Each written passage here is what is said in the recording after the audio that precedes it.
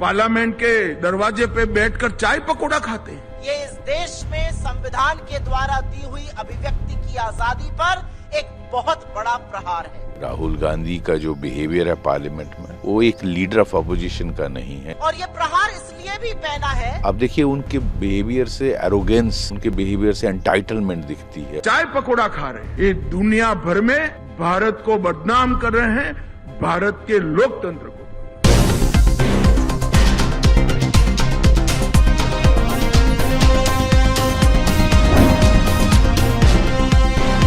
नमस्कार, सत श्री अकाल, आदाब। मैं हूं तमन्ना और आप देख रहे हैं द संकेत लाइव। आज की इस रिपोर्ट में हम बात करेंगे एक ऐसी राजनीतिक कहानी की जो पहली नजर में जितनी साधारण लगती है उतनी ही गहरी और रहस्यमयी भी है।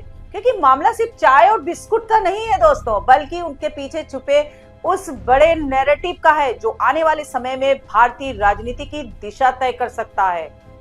हाल ही में 84 रिटायर्ड आर्म्स फोर्सेज अधिकारियों, 4 सीनियर वकीलों और कुछ रिटायर्ड ब्यूरोक्रेट्स और डिप्लोमेट्स ने कांग्रेस नेता राहुल गांधी के खिलाफ एक पिटीशन साइन की, जिसमें उन पर आरोप लगाया गया कि वो बार बार अपने नाटकीय व्यवहार से पब्लिक डिस्कोर्ड और शालीनता का स्तर गिराते हैं। राहुल गांधी का जो बिहेवियर है पार्लियामेंट में, वो एक लीडर ऑफ अपोजिशन का नहीं है। एक बहुत जिम्मेवार पोस्ट होती है लीडर ऑफ अपोजिशन। अब देखिए उनके बिहेवियर से एरोगेंस, उनके बिहेवियर से एंटाइटलमेंट दिखती है और थिएट्रिक्स करते हैं। पार्लियामेंट के फुटस्टेप्स पे बैठ के वहाँ बिस्किट चाय चल रही है, स्लोगनरी चल रही है। यू आर जो उसकी सैंक्टिटी है पार्लियामेंट की, पार्लियामेंट रिप्रेजेंट करता है 1.4 बिलियन लोगों की एस्पिरेशंस। उस पर सीरियस डिस्कशन होनी चाहिए, कानून बनना चाहिए। इस देश को चलाने पे, इस देश के जो इम्पोर्टेंट मुद्दे हैं उन पर डिस्कशन होनी चाहिए। गवर्नमेंट के नोटिस में बहुत सारी चीज़ें लानी है, और कहीं गलत हो रहा है तो गवर्नमेंट को कार्नर करना है। मुझे लगता है राहुल गांधी अपनी जो उनकी पोजीशन है एज लीडर ऑफ, समझते नहीं है उसकी कितनी अहमियत है।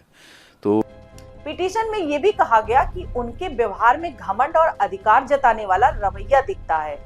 अब ये आरोप सुनने में काफी गंभीर लगते हैं दोस्तों, लेकिन जब हम पिटीशन के मुख्य बिंदु पर जाते हैं तो तस्वीर कुछ अलग ही नजर आती है दोस्तों। क्योंकि इस पूरे विवाद का केंद्र बनता एक बेहद सामान्य सा दृश्य, जहां राहुल गांधी संसद की सीढ़ियों पर बैठकर अन्य सांसदों के साथ चाय और बिस्कुट खाते हुए दिखाई देते हैं। पिटीशन में इसे देश की सबसे ऊंची विधायी संस्था की गरिमा के खिलाफ बताया गया है। लेकिन यहाँ एक बड़ा सवाल खड़ा होता है कि क्या सच में सीढ़ियों पर बैठकर चाय और बिस्कुट खाना इतना बड़ा मुद्दा है कि उन पर देश के इतने प्रतिष्ठित लोग पिटीशन साइन करें और उसे सार्वजनिक बहस का विषय बना दिया जाए। दिलचस्प बात यह है कि पिटीशन में ये कहीं स्पष्ट नहीं किया गया कि चाय और बिस्कुट खाने का तथाकथित शालीन तरीका आखिर क्या होना चाहिए, लेकिन इसके बावजूद सैकड़ों शब्दों से ये साबित करने की कोशिश की गई कि राहुल गांधी ने संसद का अपमान किया है। और यहीं से ये मामला एक साधारण घटना से निकलकर एक बड़े राजनीतिक सवाल में बदल जाता है। क्योंकि ये सिर्फ बिस्कुट की बात नहीं रह जाती, बल्कि ये सवाल भी बन जाता है कि आखिर राहुल गांधी को बार बार इस तरह निशाना क्यों बनाया जा रहा है। वहीं दूसरी तरफ भारतीय जनता पार्टी लंबे समय से ये दावा करती रही है कि राहुल गांधी एक कमजोर नेता हैं, एक जोकर हैं और उनकी मौजूदगी विपक्ष के लिए नुकसानदेह है। कभी कभी वो पार्लियामेंट के दरवाजे पे बैठकर चाय पकौड़ा खाते हैं। उनको मालूम नहीं ब्रेकफास्ट करने की जगह क्या है। ये पार्लियामेंट हमारी डेमोक्रेसी की सर्वोच्च संस्था है। वहां बैठकर धरना करना भी डेमोक्रेटिक संस्कार नहीं है, मगर आप तो धरने से भी 2 कदम आगे बैठ गए, चाय पकौड़ा खा रहे हैं। ये दुनिया भर में भारत को बदनाम कर रहे हैं, भारत के लोकतंत्र को बदनाम, और सरकार के लिए फायदेमंद है। कई समर्थक तो यहाँ तक कहते हैं कि जब तक राहुल विपक्ष के नेता बने रहेंगे तब तक बीजेपी को की कोई खास चुनौती नहीं मिलेगी। लेकिन अगर ये सच है तो फिर एक और बड़ा सवाल उठता है कि जब राहुल गांधी इतने ही अप्रभावी हैं तो उन्हें बार बार खबरों में बनाए रखने की कोशिश क्यों की जा रही है? क्यों उनके खिलाफ पिटीशन दायर किए जा रहे हैं? क्यों उनकी लोकसभा सदस्यता रद्द करने जैसे प्रस्ताव सामने आ रहे हैं? और क्यों उन्हें संसद से बाहर करने की कोशिश की जा रही है? ये विरोधाभास ही इस पूरी कहानी को एक मिस्ट्री बना देता है दोस्तों। क्योंकि एक तरफ उन्हें कमजोर बताया जा रहा है तो दूसरी तरफ उन्हें इतना गंभीर खतरा माना जा रहा है कि उनके खिलाफ लगातार कार्रवाई की मांग उठ रही है। और मेरे हिसाब से ये इस देश में संविधान के द्वारा दी हुई अभिव्यक्ति की आजादी पर एक बहुत बड़ा प्रहार है। और ये प्रहार इसलिए भी पहना है क्योंकि जो सवाल मेन स्ट्रीम मीडिया में उठ नहीं रहे हैं, जो सवाल सोशल मीडिया डिजिटल प्लेटफॉर्म्स उठाते हैं, वो सवाल वहां भी ना उठे। वो सोशल मीडिया पे चर्चा चल रही है, इसलिए सोशल मीडिया पर कब्जा करने की ये सारी कवायद है। अगर हम थोड़ा पीछे जाएं तो 2023 का वो मामला याद आता है दोस्तों, जब सूरत की एक अदालत ने राहुल गांधी को मानहानि के केस में दोषी ठहराते हुए 2 साल की सजा सुनाई थी। ये सजा सिर्फ कानूनी फैसला नहीं था बल्कि इसके राजनीतिक मायने भी थे, क्योंकि 2 साल या उससे ज्यादा की सजा मिलने पर किसी सांसद की सदस्यता रद्द हो सकती है। और ठीक वही हुआ।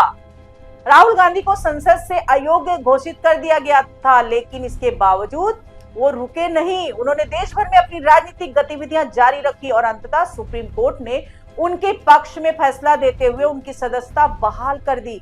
यानी जो प्रयास उन्हें राजनीतिक रूप से कमजोर करने के लिए किया गया था वो पूरी तरह सफल नहीं हो सका। अब सवाल ये है कि जब एक बार ऐसा प्रयास विफल हो चुका है तो उसी की तरह रणनीति को फिर से क्यों दोहराया जा रहा है? क्या यह सिर्फ संयोग है या इसके पीछे कोई सोची समझी रणनीति है?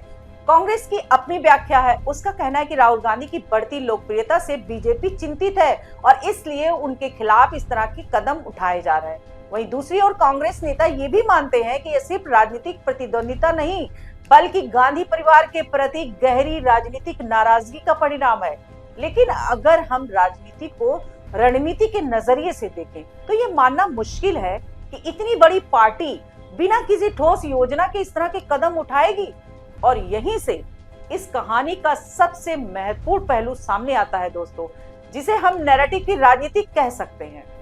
राजनीति में अक्सर घटनाएं उतनी ही महत्वपूर्ण होती है जितना कि उनके इर्द गिर्द बनाया गया नैरेटिव होता है। और संभव है कि राहुल गांधी से जुड़े इन विवादों के जरिए एक ऐसा नैरेटिव तैयार किया जा रहा है जिसमें विपक्ष को लगातार ये दिखाया जाए कि वह देश के संस्थानों का सम्मान नहीं करता। हाल ही में राष्ट्रपति के अपमान को लेकर जो विवाद सामने आया था उसमें भी ये बात कही गई थी कि देश के सर्वोच्च संवैधानिक पद के प्रति सम्मान की कमी दिखाई जा रही है। अभी उसी लाइन पर संसद की गरिमा को लेकर राहुल गांधी पर सवाल उठाए जा रहे हैं। तो क्या यह एक बड़ा पैटर्न है या यह एक ऐसी रणनीति है जिसमें बार बार ये संदेश दिया जा रहा है कि विपक्ष भारतीय लोकतंत्र के संस्थानों को कमजोर कर रहा है?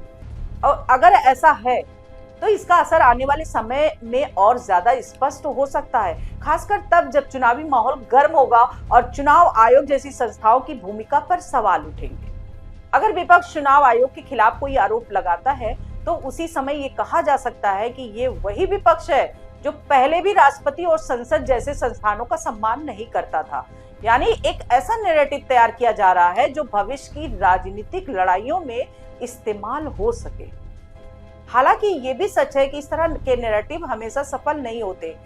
बिस्कुट वाली पिटीशन को कई लोगों ने मजाक के तौर पर लिया और सोशल मीडिया पर भी इसे लेकर व्यंग देखने को मिला दोस्तों। लेकिन राजनीति में कई बार बातें तुरंत असर नहीं दिखाती बल्कि धीरे धीरे एक धारणा बनाती है और वही धारणा आगे चलकर जनमत को प्रभावित करती है। तो क्या राहुल गांधी को लेकर हो रहे लगातार हमले उसी धारणा निर्माण का हिस्सा है?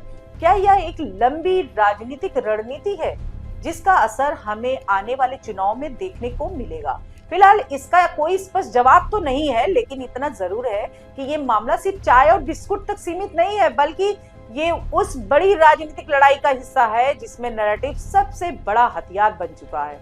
अब देखना ये होगा कि आने वाले विधानसभा चुनाव के नतीजे क्या संकेत देते हैं और क्या वास्तव में यह नैरेटिव जमीन पर असर डालता है या फिर ये भी एक राजनीतिक प्रयोग बनकर रह जाता है। आप इस पूरे मुद्दे को कैसे देखते हैं? क्या यह सच में शालीनता और संस्थानों के सम्मान का मामला है या फिर एक सोची समझी राजनीतिक रणनीति? अपनी राय कमेंट्स में जरूर बताइएगा। चैनल को सब्सक्राइब कीजिए। आज के लिए इतना ही। नमस्कार दोस्तों।